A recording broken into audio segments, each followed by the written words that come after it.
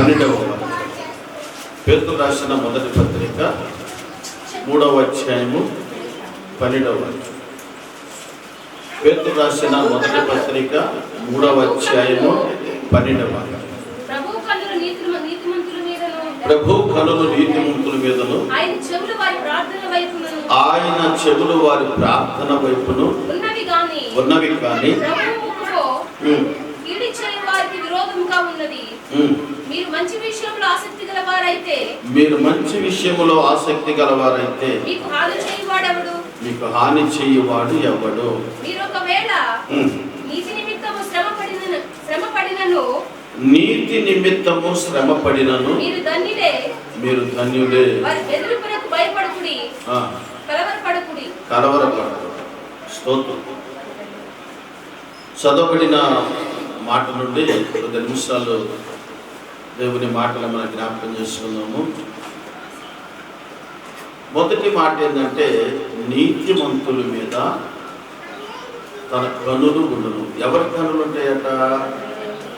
నీతిమంతుల మీద దేవుని కనులు. ఎవరి మీద ఉంటాయంటే నీతిమంతుల మీద దేవుని కనులు ఉంటాయి. కనుక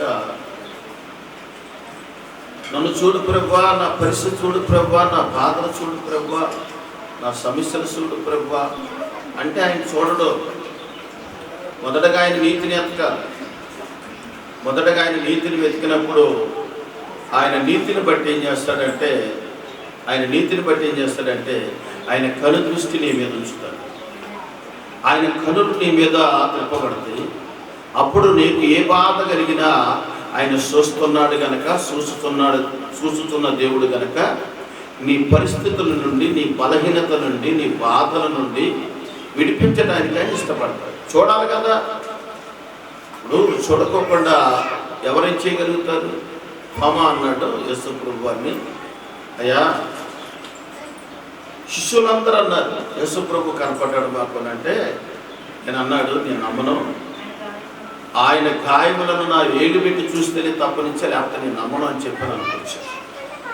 యేసు ప్రభు వారు ఏం చేశాడంటే ఆయనకి ప్రత్యక్షమయ్యి, అయ్యా ఇదిగో గాయాలు, నా చేతులు మేకులతో కొట్టిన గాయాలు, కాళ్ళతో కొట్టిన కాళ్ళతో మేకులు కొట్టిన గాయాలు, అలాగే డొక్కలో బల్లిమతో కొట్టిన గాయాలు. ఏ గాయములు నీ ఏమి పెట్టి చూసి, నీ చేయి పెట్టి చూసి నమ్ముతావు అని అంటే, అప్పుడు పశ్చాత్తాపడి ఏడ్చి చూశాడు కనుక, పశ్చాత్తాపడి ఏడ్చి ఏం చేశాడో తెలుసా? ఆయన భారతదేశానికి సువార్త ప్రకటించడానికి బయలుదేరాడు. చూశాడు. మనం ఏదైనా చూడగలిగితేనే చేయగలుగుతాం, చూడకుండా ఏం చేయలేము. ఒక ఇల్లు కొనాలంటే చూడాలా, పొలం కొనాలంటే చూడాలా, ఒక వస్తువు కొనాలంటే చూడాలా. ఏమండి, ఆఖరికి అన్నం వండుకుంటున్న ఒక పాత్ర వండాలన్నా కానీ, ఆ కొనాలన్నా కానీ చూడాలి. చూడకుండా ఏమీ మనం కొనలేము. అలాగే ప్రభు నిన్ను చూడాలా, దేవుడు నిన్ను చూడాలా, నీ పరిస్థితుల నుంచి చూడాలా. చూసినప్పుడే నీ పరిస్థితిని ఆయన గమనించగలడు, నీ సమస్యలను ఆయన చూడగలడు. ఇప్పుడు ఉదాహరణకి నిర్గమకాండములో మనం చూసినట్టయితే, ఆయన ఐగుప్తుకి మోషేను పంపించిన దేవుడు చూస్తున్నాడా లేదా? చూస్తున్నాడు. పంపించాడు కాబట్టి చూస్తున్నాడు. కనుక వాడు ఎర్ర సముద్రం దగ్గరికి వచ్చి ఆగిపోయినప్పుడు ఏం చేశాడు తెలుసా? మోసే, ఎందుకు తొడు చేస్తున్నావు? నీ కర్రను సముద్రం మీద శాపమని చెప్పాను అన్నాడు. అంటే అప్పుడే చూస్తున్నాడా లేదా? దేవుడు చూస్తున్నాడు. మోసేను చూశాడు, అక్కడున్న ప్రజలు అరుపులు చూశాడు, వాళ్ళ బాధ చూశాడు, వాళ్ళ కన్నీరు చూశాడు, వాళ్ళ భయాన్ని చూశాడు. వెనక నుండి ఫరో సైన్యం వస్తున్నారు, ఎదుట ఎర్ర సముద్రము పొంగుతూ ఉంది. ఇప్పుడు ఎర్ర సముద్రంలో పడిన మరణమే, ఆగిపోయినా ఫరో చేతిలో పడ్డ మరణం. భయం చేత వాళ్ళు బెంబేలెత్తిపోతున్నారు. అలాంటి టైంలో ఎవరు చూశారు? దేవుడు చూశాడు. మోసే, ఎందుకు తొడు చేస్తున్నావు? నీ కర్రను సముద్రం మీద శాపమని చెప్పి అనుకో. ఎప్పుడైతే శాపం అన్నాడో ఏం చూశాడు ఎక్కడైనా? వాళ్ళు భయపడటం చూశాడు. ఆమె చెప్పండి, వాళ్ళు భయపడుతున్నారు. ఎక్కడ ఎడు చూసినా మరణమే కనపడుతుంది, ఎడు చూసినా మరణమే కనపడుతుంది. ఎక్కడ నెమ్మది లేదు, ఎక్కడ సమాధానం లేదు వాళ్ళకి. ఆ సమాధానం లేని స్థితిలో, ఆ భయపడుతున్న పరిస్థితిలో మోషే కూడా ఏం చేయాలని ఆలోచిస్తున్న టైంలో దేవుడట వాళ్ళు భయపడుతున్న వాళ్ళ భయాన్ని, వాళ్ళ శ్రమను చూశాడు. వాళ్ళ శ్రమను చూశాడు, వాళ్ళ భయాన్ని చూశాడు. చూసి మోషేతో అంటున్నాడు, అందుకు మోషే భయపడకుడి,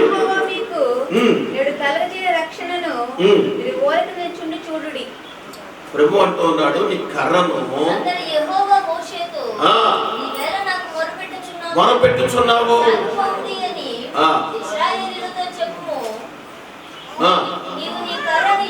నీవు నీ కర్రను ఎత్తి సముద్రం వైపు నీ చెయ్యి చాపు. స్తోత్రం చెప్పండి, హల్లెలూయా. ఏం చూశాడు అక్కడ? దేవుడు చూశాడండి. వాళ్ళందరూ ఏమి భయపడుతున్నారో, వేదన పడుతున్నారో దేవుడు చూశాడు కనుక అప్పుడు మోషేతో మాట్లాడి నీ చెయ్యి చాపి ఆ కర్రను ఆ సముద్రం మీద ఎత్తమని చెప్పాడు. కనుకనే అది 2 పాయలుగా చేర్చబడి వాళ్ళు నడిపించబడినట్టుగా మనం చూస్తూ ఉన్నాం. నడిపించబడ్డారు, వాళ్ళ భయం నుంచి విడిపించబడ్డారు, వాళ్ళ శ్రమ నుండి వాళ్ళు విడిపించబడ్డారు. అయితే వాళ్ళు ఇంకా ఆ సముద్రంలో నడుస్తూ ఉండగా వాళ్ళ భయము అంతా తిరిగిపోయింది. దేవుడు మా పట్ల గొప్ప కార్యం చేశాడు అని. అక్కడే చూసినట్టయితే నిర్గమాకాండము 3వ అధ్యాయంలో మనం చూస్తే ప్రియులారా, వాళ్ళు పడుతున్న బాధలు చూశాడంట దేవుడు. ఎవరు పడుతున్న బాధలు? ఇశ్రాయేలీయులు పడుతున్న బాధలు, ఆ వెంట్రుకలు చేస్తూ శ్రమ పడుతూ కష్టపడుతూ వేదన పడుతూ ఉన్న బానిసలుగా బ్రతుకుతున్న ఇశ్రాయేలీయులను దేవుడు చూశాడట. అందుకే మోషేను పంపించాడు. నేనంటాను, దేవుడు చూడాలి, మన సమస్యను చూడాలి, మనలను చూడాలి. ఆయన చూస్తున్నా దేవుడు కనుక ఆయన చూస్తే మన బాధలు పోతాయి. ఆయన చూడగలిగితే మన సమస్యలన్నీ పోతాయి. ప్రియులారా, కనుక దేవుడు చూస్తున్నాడు అన్నవాళ్ళు ఎంతమంది ఉన్నారో ఒకసారి మీ చేతులు ఎత్తండి. దేవుడు చూస్తున్నాడు అన్నవాళ్ళు. దేవుడు చూడట్లేదు అన్నవాళ్ళు ఎంతమంది ఉన్నారు? ఒక్కళ్ళు కూడా లేదు. అంటే అది నీ నమ్మకం కావచ్చు, విశ్వాసం కావచ్చు, నేను అన్నాను కాబట్టి చేతులు ఎత్తడం కావచ్చు. కాబట్టి నేను అన్నాను కాబట్టి ఇప్పుడు చేతులు ఎత్తి చూస్తున్నాడు అని అంటే ఒక మాట పొందాను. నిన్ను చూశాడా అని నేను అడుగుతాను. నిన్ను చూశాడా? నిన్ను చూశాడా? నీ సమస్యను చూస్తున్నాడా? నీ బాధలను నిన్ను విడిపిస్తున్నాడా? నీ రోగము నుండి నిన్ను విడిపిస్తున్నాడా? నీ బలహీనత నుంచి విడిపిస్తున్నాడా? నీ దరిద్రత పరిస్థితి నుండి ఆయన నిన్ను విడిపించి అనేకులకి అప్పించి బిడ్డలుగా నిన్ను మార్చాడా అంటే ఇప్పుడు సమాధానం మన దగ్గరకు వస్తుంది. ఆయన చూస్తున్న దేవుడు అని చేతులు ఎత్తావు, కానీ నిన్ను చూస్తున్నాడా అంటున్నాను నేను ఈరోజు. నీ కుటుంబాన్ని దేవుడు చూస్తున్నాడా అంటే యేసయ్య ఒక ఆయన చూస్తున్నాడు. ఎవరిని చూస్తున్నాడు తెలుసా? నోబాహు దినాలలో ఆది కాలము ఏమండి ఆయన అంటాడు, ఈ తరము వారిలో అది సబ్జెక్ట్. స్తోత్రం చెప్పండి. నీవే నాకు ఈ తరము వారిలో నీవు నాకు నీతిమంతుడుగా కనపడుచున్నావు. ఎవరిని చూశాడు? నోవాహును చూశాడు. వీళ్ళందరిని ఎందుకు చూడలేదండి? వీళ్ళందరిని ఎందుకు చూడలేదు?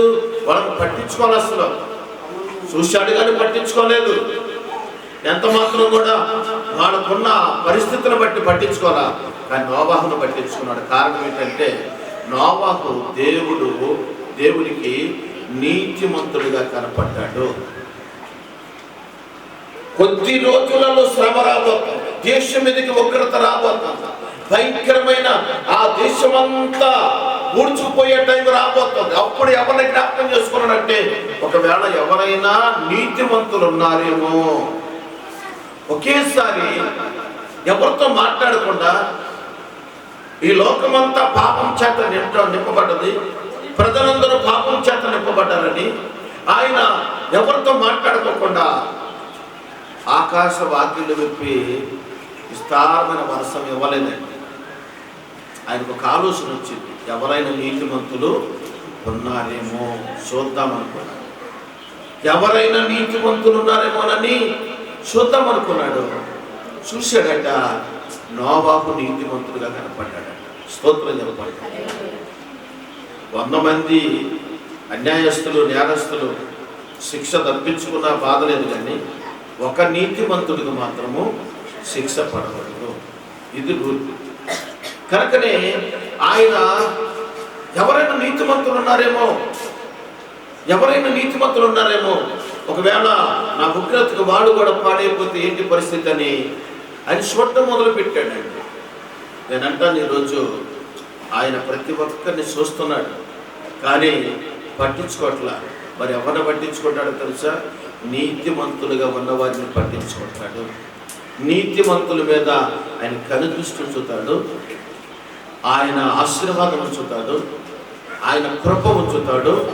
తరతరముల వరకు ఆయన వారిని కాసి కాపాడి ఆయన నిత్యము వారికి తోడై ఉండి నడిపిస్తూ ఉంటాడు. కనుక కాస్త ఈరోజు మనం నేర్చుకోవాల్సింది ఏంటంటే, నీతిని సంపాదించుకుంటే, నీతిని సంపాదించుకుంటే నోవాహు నీతిమంతుడుగా కనపడ్డాడు కనుక ఆ నీతిమంతుల కుటుంబం వరకే ఆ ఉగ్రత దినములో రక్షించబడ్డది. ఎవరు రక్షించబడ్డారు? నీతిమంతుడు కుటుంబం వరకే రక్షించబడ్డారు. ఆ నీతిమంతుడు ఒక్కడే రక్షించబడ్డట్టుగా మనం చూస్తున్నాం. ఆ కుటుంబం వరకే రక్షించబడ్డది. లోకమంతా ఏమైపోయింది? నీటి చేత ముంచబడ్డది. అందరూ చనిపోయారు. కనుక ఉగ్రత దినమందున మనకు కావాల్సింది ఏంటి అంటే, నీతి. కాస్త మనం దేవుని పట్ల యథార్థముగా నడిస్తే దేవుడు మన పట్ల గొప్ప కార్యం చేస్తాడు. ఉగ్రత దినమందు చూడండి, ఆ భయంకరమైన ఆ ఉగ్రత దినం వచ్చినప్పుడు దేవుడు ఆయన హస్తాన్ని అడ్డం పెడతాడు. నీకు ఆ ఉగ్రత తలగకుండా, ఆ బలహీనత నీకు రాకుండా, ఆ శ్రమ నీకు రాకుండా, శత్రువు నీ మీద పడకోకుండా ఆయన నీకు తోడై ఉండి నడిపిస్తాడు. కనుక ప్రియ దేవుని బిడ్డలారా, కాస్త డబ్బుతో పాటుగా డబ్బు సంపాదించుకోండి.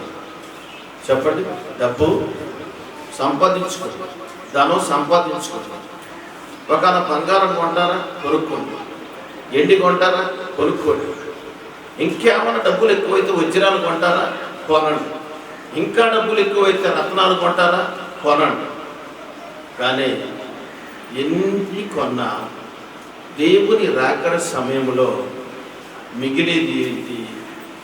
నువ్వు ఏమి ఏర్పాటు చేసుకుంటే దేవుని సన్నిధిలోకి వెళ్తావంటే, నీతిని సంపాదించుకుంటే దేవుని సన్నిధికి వెళ్తాం. దేవునికి స్తోత్రం. చూడండి, ఒకసారి దేవుడు నమ్ముకున్న బిడ్డలైనా ఒక్కొక్క స్థలంలో కూర్చొని వ్యర్థమైన మాటలు మాట్లాడుకుంటా ఉంటారు. అంటే ఏంటయ్యా ఇలా ఉద్దేశం ఏంటి? మందిరానికి పోయి వచ్చాము, మందిరానికి క్రమం ప్రకారం వెళ్ళాము, ఇక నేను బయటకు వచ్చా కాబట్టి నాకు ఎలాంటి బాధ ఏమీ లేదు. మళ్ళీ మందిరానికి పోయినప్పుడే నా ప్రవర్తన సరి చేసుకుంటా అన్నట్టుగా ఉంటే నీ బ్రతుకు వ్యర్థం. ఆయన ప్రతి స్థలములో నేను చూస్తున్నాడు. మలాకీ గ్రంథము 3వ అధ్యాయం 16. ఒకరితో ఒకరు మాట్లాడుకొని ఉండగా, ఇప్పుడు నాతో మీరు మాట్లాడుతున్నారు, నీతో నేను మాట్లాడుతున్నాను. ఇప్పుడు దేవుడు మన మధ్యలో ఉన్నాడు. ఆయన చెవియొగ్గి ఆలకిస్తున్నాడు. మీరేమింటున్నారు ఆయన చూస్తున్నాడు. నేనేం చెప్తున్నానో ఆయన చూస్తున్నాడు. తప్పనిసరిగా నిన్ను నన్ను కూడా చూస్తున్నాడు ఆయన. చూసినప్పుడు ఏం జరుగుతుంది? ఎక్కడ చదవండి ఆ మాటలు. అప్పుడు యెహోవా యందు భయభక్తులు గలవారు ఒకరితో ఒకరు మాట్లాడుకొనుచుండగా యెహోవా చెవియొగ్గి ఆలకించెను. మరి యెహోవా యందు భయభక్తులు కలిగి ఆయన నామమును స్మరించు ఉండవారికి జ్ఞాపకార్థముగా గ్రంథం ఆయన సముఖమునందు వ్రాయబడెను. ఒక గ్రంథం ఆయన సముఖమునందు వ్రాయబడెను. నేను నియమింపబోవు దినము రాగా వారు నేను నియమింపబోవు దినము రాగా అనగా ఆయన రాకడ సమయము వచ్చినప్పుడు నియమించబడిన ఒక దినము, ఆయన రావటానికి ఒక దినము, ఆయన రావటానికి ఒక ప్రత్యేకమైన దినం అనేది ఉన్నది. అది తండ్రికి మాత్రమే తెలుసు, కుమారుడు కూడా తెలియదు. ఆ సమయమున చదవండి. వారు నా వారై నా స్వకీయ సంపాద్యమై ఉందురు. తండ్రి తనను సేవించు కుమారుని కనికరించినట్టు నేను వారిని కనికరించుదనని సైన్యములకు అధిపతియగు యెహోవా సెలవిచ్చి ఉన్నాడు. అప్పుడు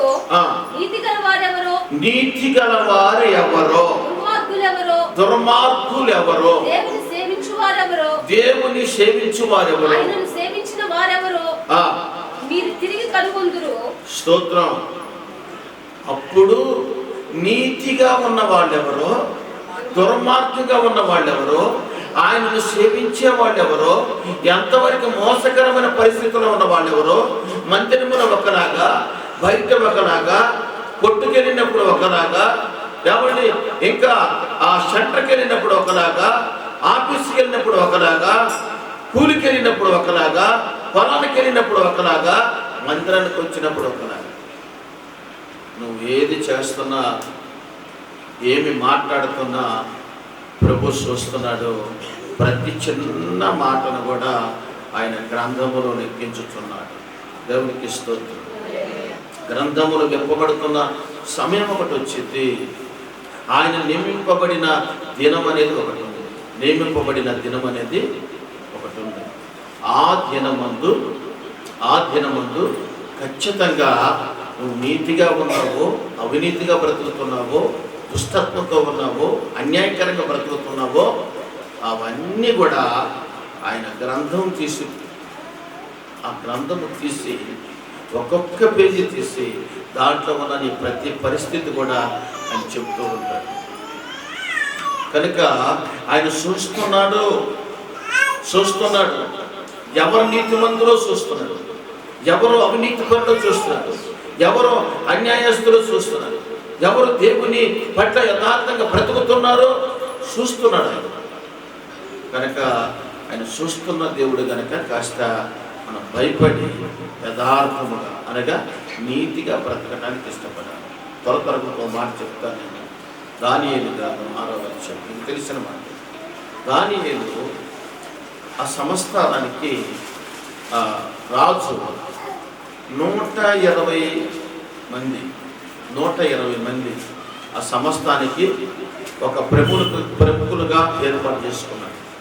అందులో నుంచి 3 ముఖ్యమైన వాళ్ళగా ఏర్పాటు చేసుకున్నాడు. అందులో నుండి ఒకరిని ఒక శ్రేష్టకరమైన వాడిగా ఎన్నుకున్నాడు. ఆ ఒక్కడెవరో అంటే దానియేలు. రాజు ఎంతో ఇష్టపడుతున్నాడు దానియేలుని.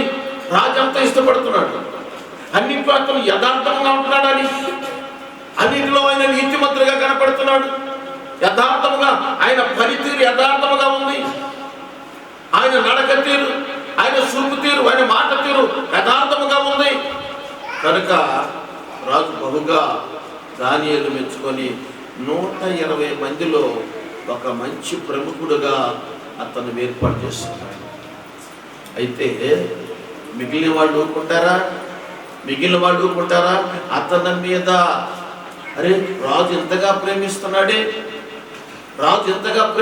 ఇతను అని చెప్పి ఏం చేశారట, ఇతను ఏదో ఒక రకంగా ఇతన్ని తొలగించాలి, లేదంటే చంపివేయాలి అని 120 మంది మ్యాప్ గీశారట. ఎంతమంది అంటే 120 మంది ఇతని మీద కుట్ర చేత ఏం తప్పు చేశాడు? ఆయన యథార్థంగా ఉన్నాడు, నీతిగా బ్రతుకుతున్నాడు కనుక ఆ నీతిగా బ్రతుకుట ద్వారాగా రాజు మెచ్చుకున్నాడు. రాజు మెచ్చుకొని ఏం చేశాడు? ఆ రాజ్యము సంస్థానములో ఆయన ప్రముఖుడుగా నియమించాడు. అయితే ఇది వీళ్ళకి నచ్చలేదు. వీళ్ళకి నచ్చినప్పుడు అతని మీద కుట్ర పని ఏం చేశారట, ఒక నెల వరకు రాజా వాళ్ళ దేవతలు కానీ దేవుడు కానీ పూజించకూడదు, ప్రార్థించకూడదు, ఆరాధించకూడదు, నిన్ను మాత్రమే సేవించాలా, నిన్ను మాత్రం ఆరాధించాలా, నిన్ను మాత్రమే ప్రార్థన చేయాలా అని అంటే రాజు ఇదేదో బాగుంది అనుకున్నాడు. కానీ ఆ నెల రోజులు ఎవరైతే అలా చేస్తారో, ఒకవేళ ఎవరైతే వాళ్ళ దేవతల గారి దేవుడు గారి నమస్కరిస్తారో, ప్రార్థిస్తారో, అతను తీసుకొని పోయి సింహాల గృహలో వేయాలని చెప్పి రాజుగారి దగ్గర రాతపూర్వకంగా రాపించారు. ఆయన సంతకం తీసుకున్నారు. ఆ తర్వాత ఆ దేశంలో సాక్ష్యం చేశాడు. అదే రోజు దానియేలు అన్నాడు ఈ మాట. కానీ ఏం చేశాడు తెలుసా?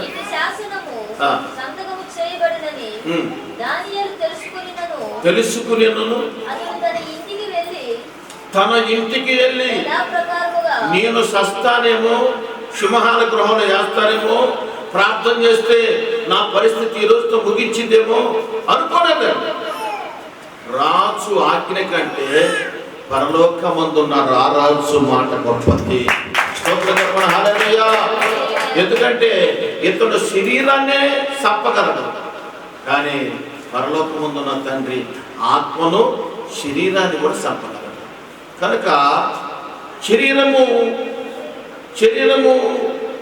చంపేదానికంటే ఆత్మను చంపుతుంది. ఆత్మ లేకపోతే శరీరం వ్యర్థమే కదా.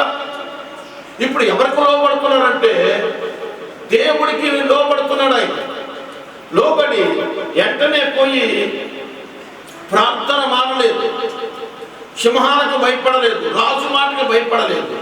పోయి అతను ప్రార్థన చేయడం మొదలు పెట్టాడు. మరి ఎప్పుడు ప్రార్థన చేస్తాడా అని పట్టుకోవాలని చూసిన వాళ్ళు ఉన్నారు కదా. 120 మంది ఆయనను పట్టుకొని రాజు దగ్గర తీసుకొచ్చి, ఇదిగో మీ మాటను ధిక్కరించాడు, సింహాల గృహంలో వేస్తానన్నారు, వేసేయని చెప్పి వేసిన తర్వాత రాజుకు ఒక ఆలోచన వచ్చింది.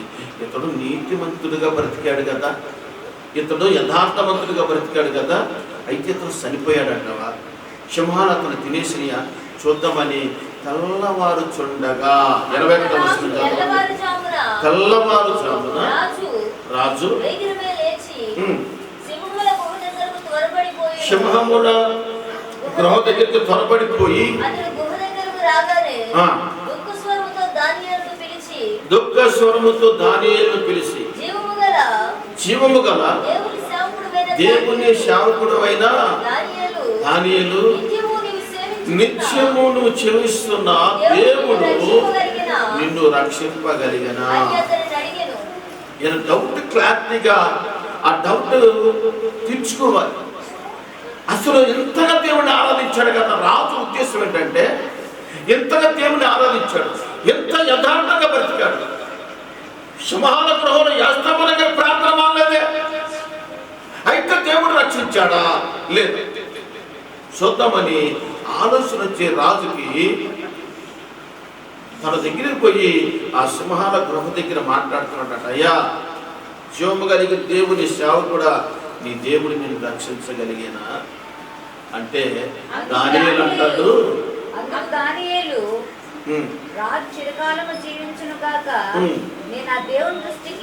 నేను నా దేవుని దృష్టికి నిర్దోషి అనగా నీతిమంతునిగా కనపడితిని గనుక ఆయన దూతను పంపించి ఏ హాని చేయకుండా నోళ్లను మూయించెను. దేవునికి స్తోత్రం. రాజు పరీక్షించుకుంటాడు అసలు ఈయన పరిస్థితి ఎలాగుంది, ఎంత యథార్థంగా నీతిగా బ్రతికాడు కదా, ఇతన్ని సింహాలు తినలేదా, వాళ్ళ దేవుడు కాపాడాడా అని చూస్తే ఆయన అంటూ ఉన్నాడు, యా నా దేవునికి నేను నీతిమంతునిగా కనపడ్డాను కనుక, నిర్దోషిగా కనపడ్డాను కనుక ఆయన దూతను పంపించి సింహాల నోళ్లను మూయించాడు. స్తోత్రం చెప్పండి. హల్లెలూయా. పిల్లరా, ఎందుకంటున్నానంటే దానియేలు నీతిమంతుడిగా బ్రతికాడు. మరణములోకి వెళ్ళిపోయినా ఆ మరణము కూడా ఆయన ఏమీ చేయలేదు. దావీదు అంటాడు 23 కీర్తన, అగాధ లోయలలో నేను సంచరించాను, గాఢాంధ్రపు లోయలలో నేను సంచరించిన యెహోవాకు భయపడను. ఎందుకో తెలుసా? ఎందుకంటే నీ దుడ్డిగా నీ దండనము నీ వాక్యము నన్ను ఆదరించి ఉన్నది. దానియేలు దీన స్థితి కలిగిన వాడు, దేవుని పట్ల నమ్మకం కలిగిన వాడు, బహుప్రియుడిగా బ్రతుకుతున్నవాడు, నీతిమంతుడిగా బ్రతుకుతున్నాడు. కనుకనే మరణం తాను ఏమీ చేయలేదు. మరణము నోరు ముయ్యబడ్డది. ఆమేన్. మరణము నోరు ముయ్యబడ్డది. నేను అంటాను, రోజు కాస్త నీతిని సంపాదించుకో, కాస్త యథార్థతను సంపాదించుకో.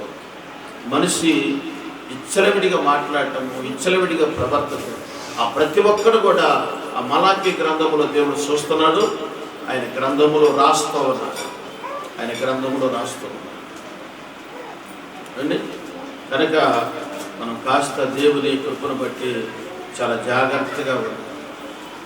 చాలా యథార్థంగా నేను బ్రతుకుతున్నానా లేదా అని నిన్ను నీవు సరి చేసుకోవాలా, ప్రతిరోజు సరి చేసుకోవాలి. లోకంలో ఏవి కూడా నేను కాపాడాలి. ఇంకొక మాట చెప్పనా, మోసేని తన తల్లి జమ్మి పెట్టిలో పెట్టి నైలు నదిలో వదిలిపెట్టేసింది. అంటే సముద్రమును విడిచిపెట్టింది. ఎందుకు విడిచిపెట్టింది? ఆ దినమున ఫరో అనే రాజు మగపిల్లలను చంపివేయమని ఆర్డర్ ఇచ్చాడు. 3 నెలలు కాపాడింది. ఇక మళ్ళా కాల ఆ జమ్మిపెట్టిలో పెట్టి ప్రార్థన చేసి వదిలిపెట్టినప్పుడు ఏం జరిగింది తెలుసా? తన అక్కైన మిరియాము ఆ పెట్టి వెళ్ళిపోతుందా అని వెంటాడుకుంటూ పోతే అది ఎక్కడికి వెళ్ళిందంటే రాజుగారు కుమార్తె స్నానం చేస్తున్న రేవుకి వెళ్ళిపోయింది. ఆ రేవు కాడికి వెళ్ళిపోయింది. రాజుగారు కుమార్తె ఆ పెట్టెను బయటికి తీసుకురానని చెప్పి ఏముందో చూద్దామని చూస్తే అందులో పిల్లవాడు ఏడుస్తూ ఉన్నాడు. ఈ పిల్లవాడు నా కొరకు పెంచడానికి ఎవరైనా ఉన్నారంటే వెంటనే మిరియాము కలగజేసుకుని అంటుంది, అమ్మా నేను కాము తీసుకొస్తాను, ఆమె పాలించి పెంచింది అంటే, అయితే చూసుకోరా, ఆమెకు నేను జీతం ఇస్తానని చెప్పి అన్న. వెంటనే ఎవరు తీసుకొచ్చింది? ఎవరైతే మోషే తల్లి ఉన్నదో ఆ తల్లిని తీసుకొచ్చింది. ఆమె భయపడుకుంటా పెంచవలసిన సమయం ఐగుప్తులు. ఎందుకంటే మగ పిల్లవాళ్ళని ఇశ్రాయేలు పిల్లలను చంపేస్తున్నారు కనుక ఇప్పుడు భయం లేదు. ఇప్పుడు ఎక్కడ ఎదుగుతున్నాడు? ఇతను రాజుగారు కోటలో ఎదుగుతున్నాడు. అంత మాత్రమే కాదు, కన్న తల్లి పాలించి పెంచినందుకు ఆమెకి జీతం. ఏమండి, రాజుగారు కోటలో ఒక రాజు కుమారుడిగా ఎదుగుతున్నాడు. అయితే పెరిగి పెద్దవాడైన తర్వాత తల్లి అన్నది, అయ్యా నువ్వు రాజుగారి కుమారుడు కాదు, ఇదిగో బానిసలుగా బ్రతుకుతున్న ఇశ్రాయేలు పిల్లవాడి నువ్వు, నా కుమారుడివే నువ్వు, నేనే నిన్ను పెంచడానికి దేవుడు కృప చూపించాడు కనుక మంది ఐగుప్తి కాదు, మంది ఈ లోకం కానే కాదు, పరలోకమందున్న దేవుడు మనకు తోడే ఉన్నాడు. నువ్వు రక్షించబడ్డావు అంటే, నువ్వు కాపాడబడ్డావు అంటే నేను ఒక సమర్పణ చేస్తున్నా. ఏంటా సమర్పణ తెలుసా? ఏంటా సమర్పణ అంటే, వీడు బ్రతికితే నీ కొరకు వాడబడాలి ప్రభువా. స్తోత్రం చెప్పండి, హల్లెలూయా. వీడు బ్రతికితే ఒక నదిలో వదిలిపెట్టేసింది. ఆమె ఉద్దేశం ఏంటంటే ఎలాగైనా నా దేవుడు కాపాడుతాడు. ఒకటి. రెండో మాట ఏంటంటే, మన పేతురు రాసిన పత్రికలో 3వ అధ్యాయంలో 12వ వాక్యంలో ప్రభు కనులు నీతిమంతుల మీదను ఆయన చెవులు వారి ప్రార్థనల వైపును ఉన్నవి. స్తోత్రం చెప్పండి. రెండవ మాట, ఈమె ప్రార్థన దేవుడు ఆలకించాడా లేదా? ఆ నదిలో ఆ పెట్టెను వదిలిపెట్టేటప్పుడు, ఆ జమ్ము పెట్టెను వదిలిపెట్టేటప్పుడు ఆమె ప్రార్థించి సమర్పించుకుంది. దేవా, ఇతడు నీ కొరకు వాడుకో, ఇతను బ్రతికించినట్టయితే నీ కొరకు వాడుకో. దేవుడు ఎంత గొప్ప కార్యం చేశాడండి. ఆమె చిన్న ప్రార్థన అవ్వచ్చు, చిన్న సమర్పణే కావచ్చు. ఆ సమర్పణ ఎంతకాడికి తీసుకొచ్చింది, ఆ ప్రార్థన ఎంతకాడికి తీసుకొచ్చింది. కాబట్టి నీతిమంతుల ప్రార్థన మీద ఆయన చెవులు ఉంచునంట, ఆయన వింటాడట. ఆమె ప్రార్థన విన్నాడు. నదిలో పోతూ ఉన్నా, ఎక్కడో మునిగిపోవలసిన పెట్టెను ఎక్కడికి తెచ్చాడట? రాజుగారు కుమార్తె దగ్గరికి తెచ్చాడు. ఇంకెవరి దగ్గరికి వెళ్ళినా పెంచలేదు. కానీ ఎక్కడ ఎదగాలో, ఎక్కడ ఆ కుమారుడు దీవించబడాలో, ఆ మరణకరమైన పరిస్థితిలో ఎక్కడ ఉంటే అతనికి శక్తియో దేవుడికి తెలుసు. అందుకనే మనం కాస్త ప్రార్థన దేవుని పట్ల విశ్వాసంతో కూడిన ప్రార్థన కలిగి ఉన్నామనుకో, విశ్వాసంతో కూడిన ప్రార్థన కలిగి ఉంటే మన ప్రార్థనకి ఖచ్చితంగా దేవుడు జవాబిస్తాడు. ఖచ్చితంగా దేవుడు జవాబిస్తాడు. మీకు తెలుసు కదా, హిజ్కియా ప్రార్థన ఎన్ని గంటలు చేశాడు? ఎన్ని గంటలు చేశాడు అంటే 10 నిమిషాలు చేస్తుంటాడు. ఈ 10 నిమిషాలలో ఏం ప్రార్థన జరిగింది అంటే, ఇక్కడ మొదటి మాట ఇక్కడ మనం గమనించుదాము. అతను యథార్థ హృదయముతో అప్పుడు అతడు గోడ తట్టు తిప్పుకొని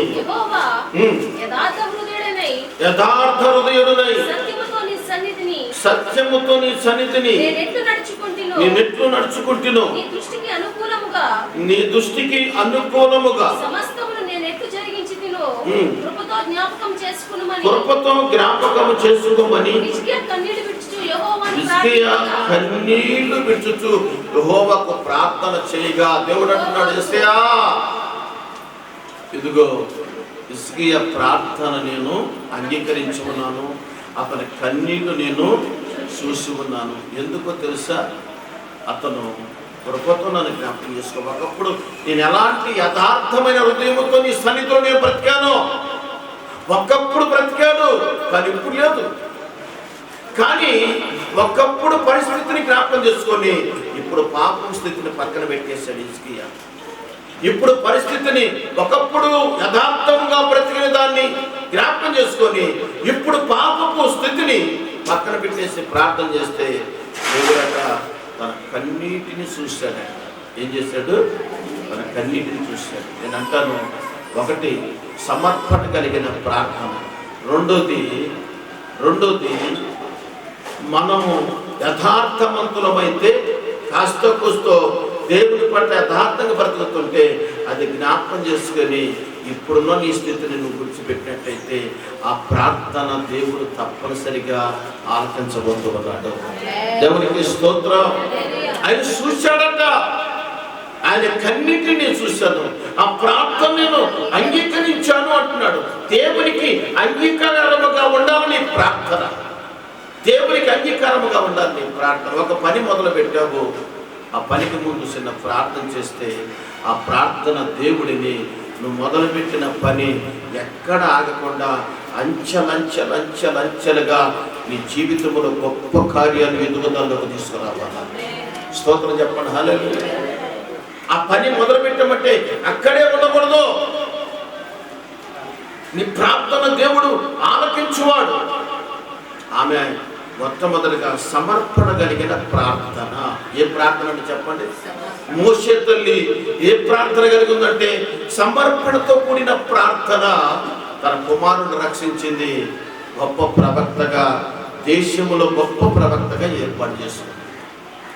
సమర్పణ ఉందా నీ జీవితంలో? ఇదంతా నీతితోనే కూడి ఉన్నది. నీతి అనే పాయింట్ నీలోకి వచ్చేసింది అనుకో, ఇవన్నీ అన్ని కోణాలు నీలోకి వచ్చేస్తాయి. దీవించబడతాడు. నలుదిక్కు నుంచి దీవిస్తాడు. ఆ పై నుండి కూడా నా ప్రభు నిన్ను ఆశీర్వదిస్తాడు. కనుక ప్రేమ దేవుని బిడ్డలారా, ఒకటి నీతిమంతుల మీద ఆయన కనులు ఉంటాయి, వారి ప్రార్థనల మీద ఆయన చెవులు ఉంటాయి, ఆయన ఆలకిస్తారు, వింటాడు. కనుక తప్పనిసరిగా మన ప్రార్థన దేవుడు వినాలి, తప్పనిసరిగా మన ప్రార్థన దేవుడు వినాలి. వింటేనే మనం అప్పుడు తృప్తి పొందుకుంటాం, లేని ఎడల ఏమీ పొందుకునే అవకాశం లేదు. కనుక భక్తుడు ఒక పాట పాడుతున్నాడు, చూడండి. సూర్యుడు లేని చంద్రుడు లేని చీకటి రాత్రులు లేని,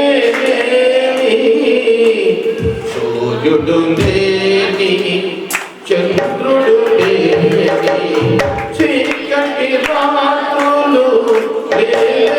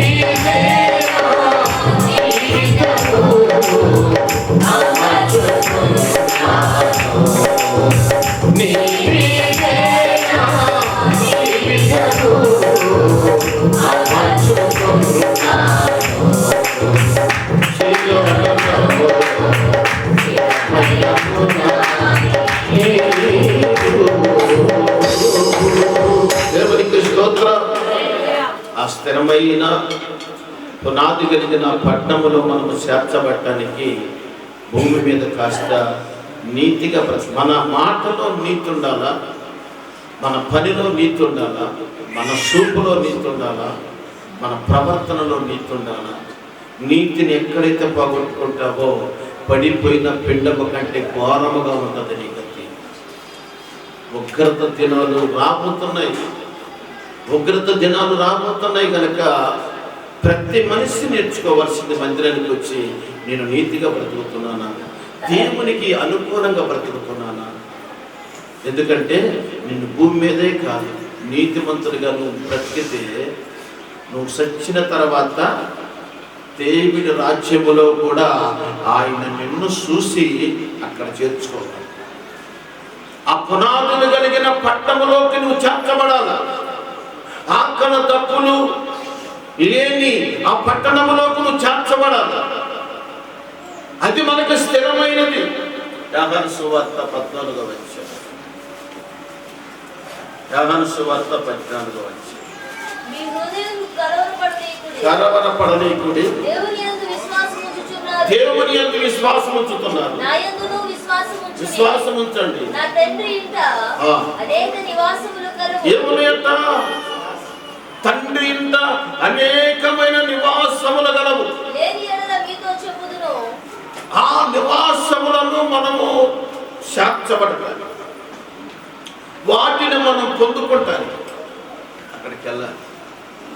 ఇంకొక ఏనుగు సీమ ఖర్చు నేను ముగిస్తున్నాను. మండలపాడులో బల్లారాములు ఉన్న కనుక నీతి అనేది ఎలా ఉంటుందో చెప్తాను. ఎదటవాడు ఆపదలో ఉన్నప్పుడు ఆదుకోవాలి. ఆదుకోవటానికి నీ అవసరాన్ని బట్టి అతను ఆదుకోదగినప్పుడు అతను కూడా కృతజ్ఞత కలిగి బ్రతకాలి.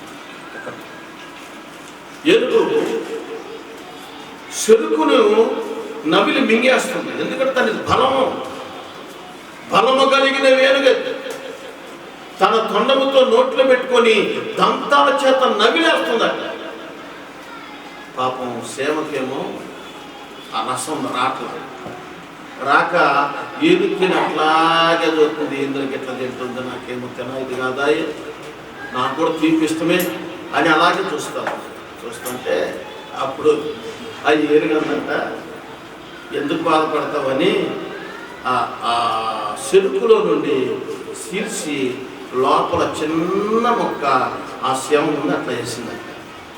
వేస్తే సేమ చేసిందంటే, బాబు ఏనుగు గారు చాలా గొప్ప మనసు అయ్యేది అని అంటే, ఏడ్చావులే నాకేం చూస్తామని కొద్దిగా చేశాను తిరిసావు అన్నదంట.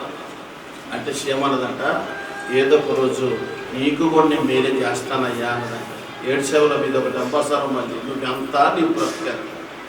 సేమను పట్టుకొని ఏనుగంటుందంట, నీవెంత నీ బ్రతికాను, నువ్వు ఏదో ఒక రోజు నాకు సహాయం చేస్తావా, ఏడ్చేవులే కానీ తిని బ్రతుకుపో అన్నదంట.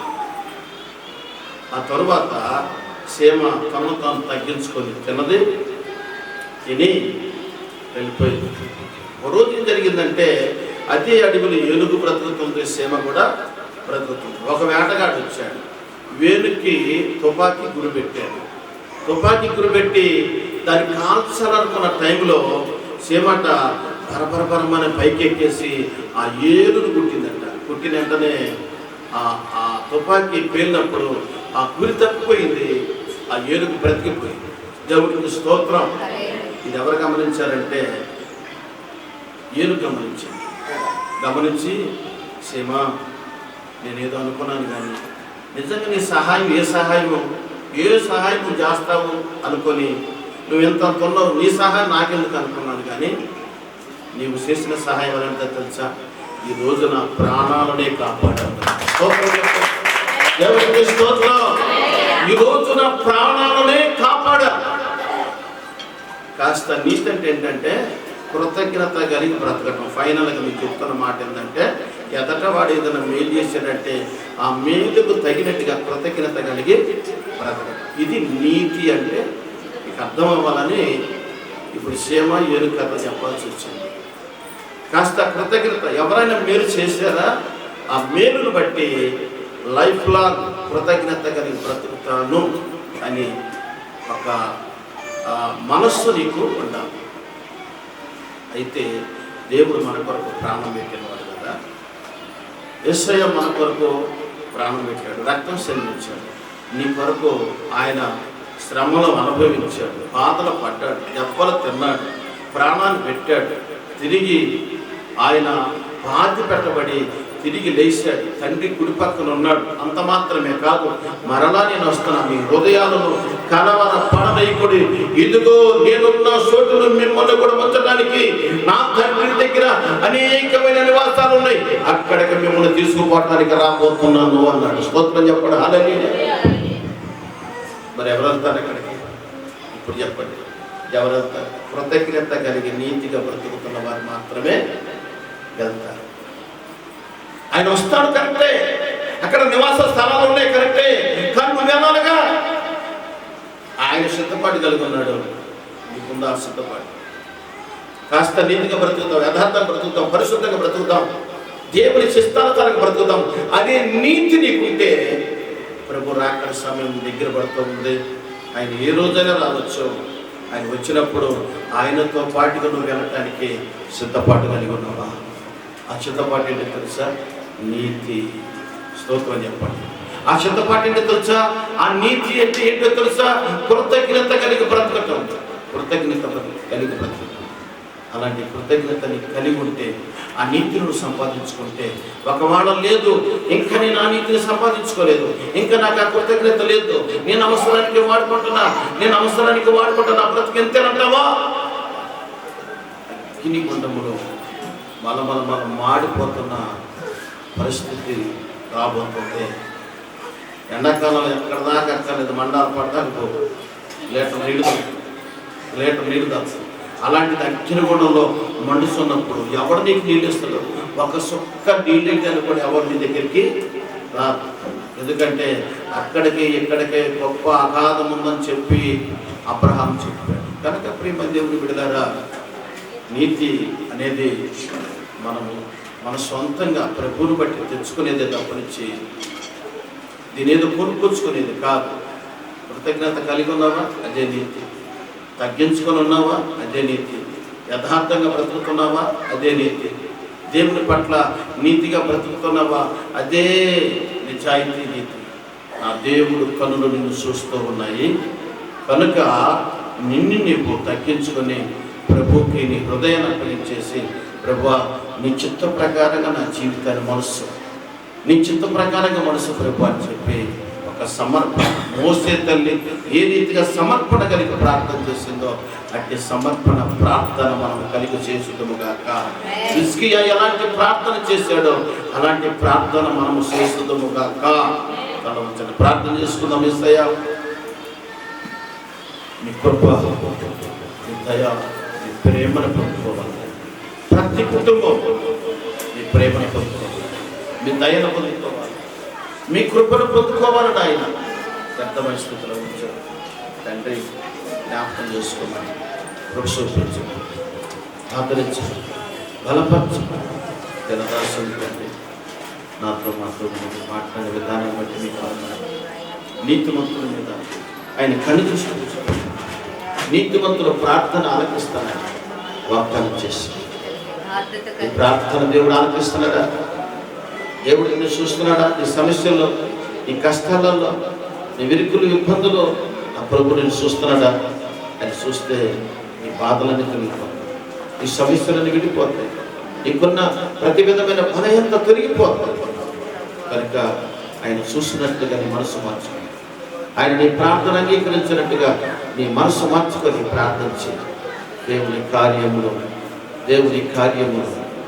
దినము నీ పట్ల నా ప్రభు జరిగించును గాక. ప్రతి దినము నీ పట్ల దేవుని కృప దొరుకును గాక. దేవుడు ప్రతి దినము నిన్ను చూసి ఆశీర్వదించును గాక. యేసు నామమున అడిగి వేడుకొంచున్నాను తండ్రి.